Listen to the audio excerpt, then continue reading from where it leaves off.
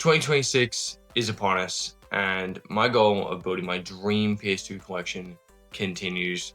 Throughout this year, I plan on adding a bunch more to this already relatively large collection, but I wanted to show you where the collection was at as of January 2026, and we'll pick up at the end of the year and see just how much it has grown. Join me as I show you my entire PS2 collection from A to Z. Alias. I loved the show when I was younger, and yeah, Jennifer Garner definitely helped. This came out during the era of wildly inconsistent TV to game adaptations, but honestly, this one was a solid rental and I really enjoyed it. Baldur's Gate Dark Alliance 1 and 2, another pair of video shop rentals. I've played about 3 hours of real life D&D, but I absolutely smashed these, especially the second game. Incredible games, and I've always loved the box art. Burnout 2 Point of Impact. Perfect to turn your brain off gaming. This is still one of my go-to games after work. Pure speed, chaos, and vibes. Black. This game is all about spectacle. Every firefight is an explosion-filled action movie, the guns feel heavy, and everything blows up.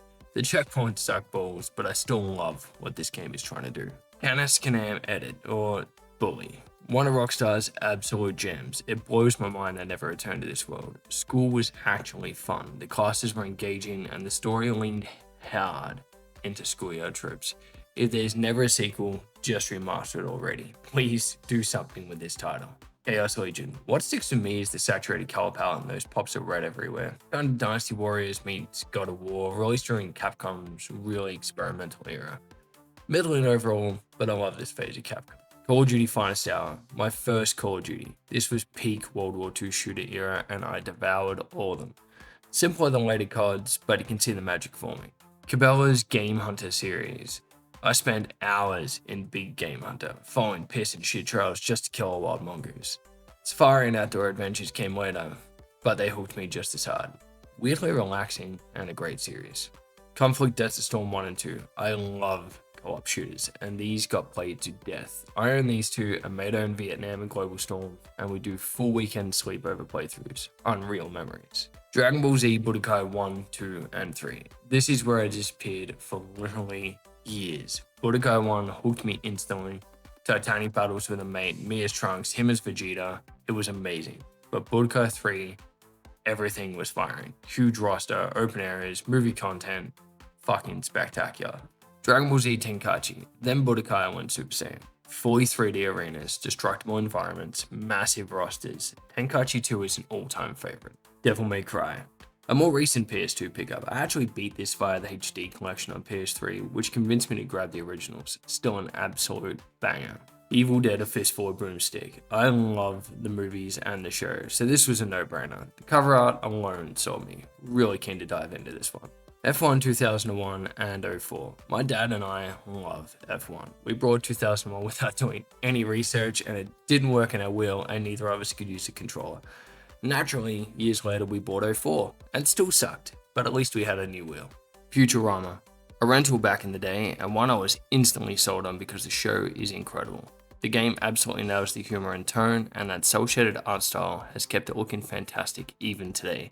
It really captured the essence of Futurama perfectly. Ghost Recon, I'm a Tom Clancy tragic. Jungle Storm was my entry point as a rental and I loved it. The later Ghost Recons were great too, Advanced Warfighter especially, even if the next gen version was considerably better.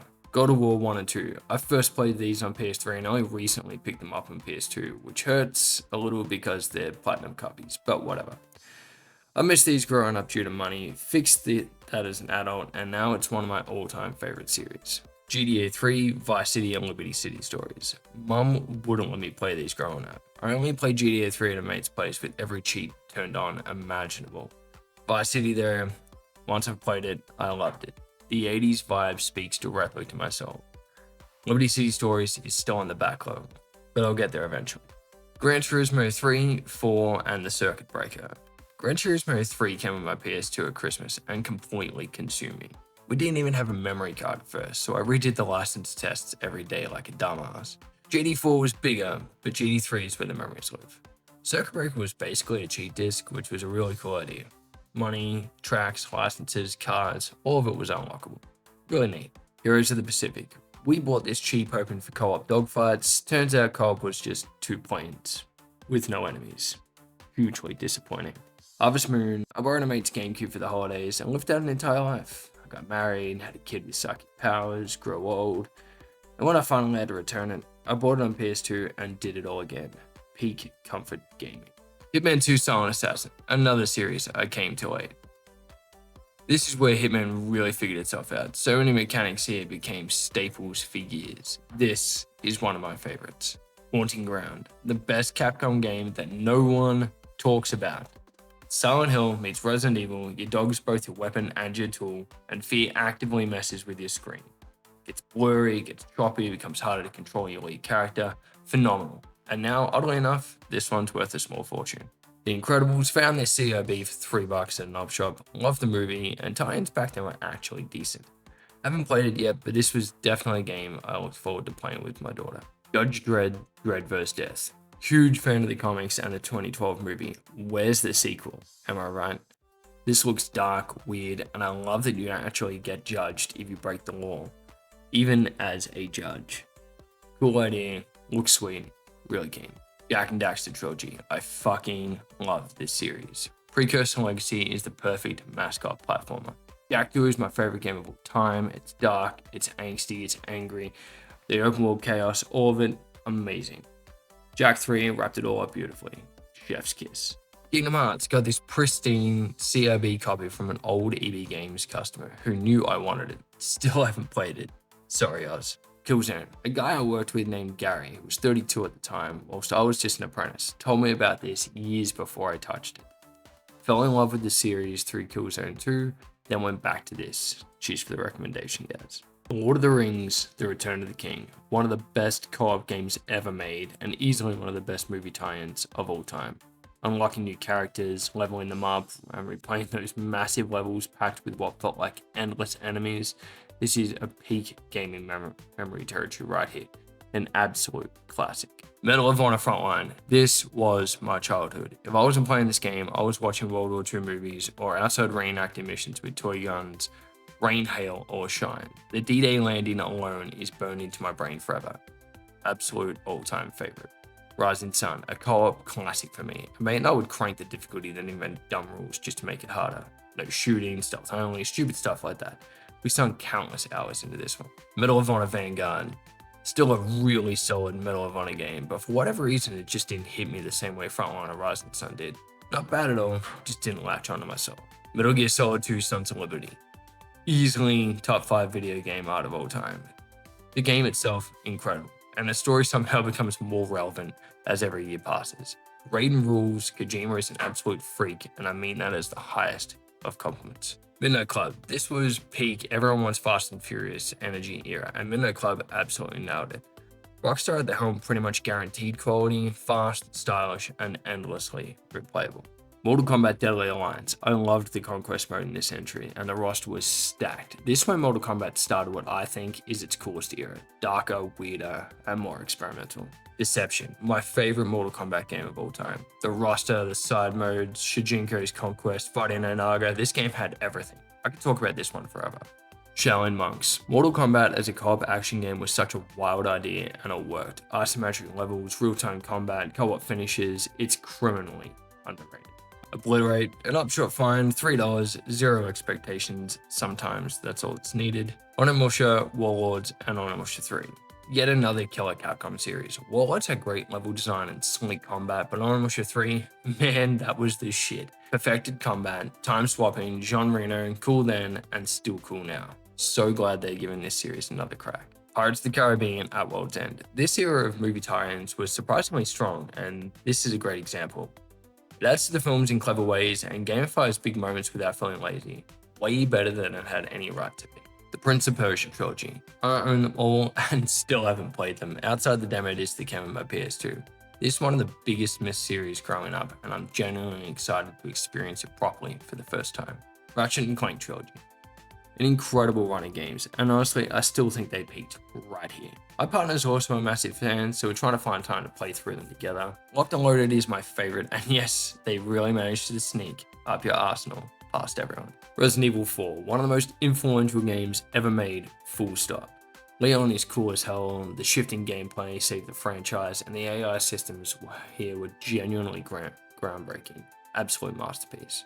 Resident Evil Outbreak File 2. I played this for the maintenance, a unique experience. Short overlapping scenarios, different characters with strengths and weaknesses, and a really interesting structure. I'm curious to see how Capcom revisits the idea. Richard Burns Rally. My dad and I are massive racing fans, and this was the best rally game on console at the time. Deep, complex, brutally challenging, even before touching the difficulty settings. Nothing else felt this authentic. Spider-Man 1 and 2. You had to be here. The hype around Spider-Man was unreal, and these games only added to it. The first was a fantastic movie tie-in. Spider-Man 2, still the best Spider-Man game ever made, and I will die on that hill. SOCOM 1 and 2, a game where you could give voice commands through a headset and your squad would actually listen. I was instantly sold. Tactical, replayable, squad-based combat done right.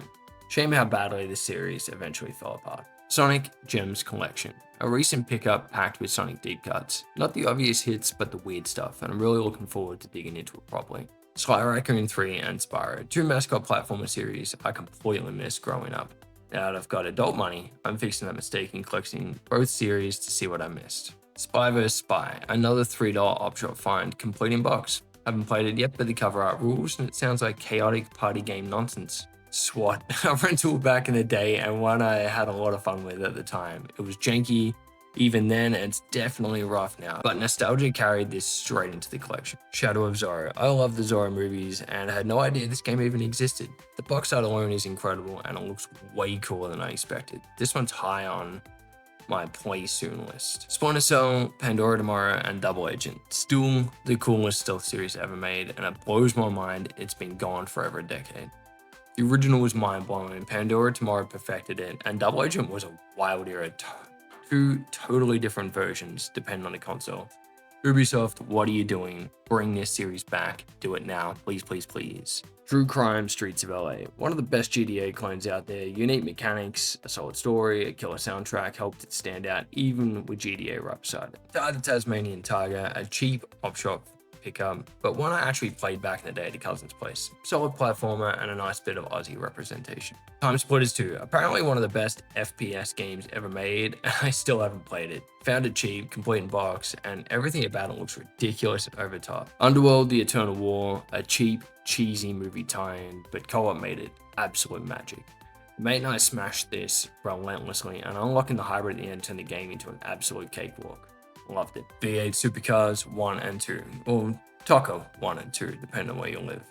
This is where my dad and I moved on from Gran Turismo. Full race weekends, tire wear, fuel burn, mechanical failures, brutal damage models. No game since has captured real motorsport like this. So many incredible memories on these games. Worms Forts Under Siege. I like playing Worms on PS1 with my mate Doug. Haven't played this one yet, but I found it for $3 and couldn't say no. Worms always brings back good memories. WRC, the other game I got with my PS2 on Christmas. Dad and I would take turns driving and co-driving, calling out the pace notes instead of listening to the game. A great bonding experience and a genuinely deeper way to play.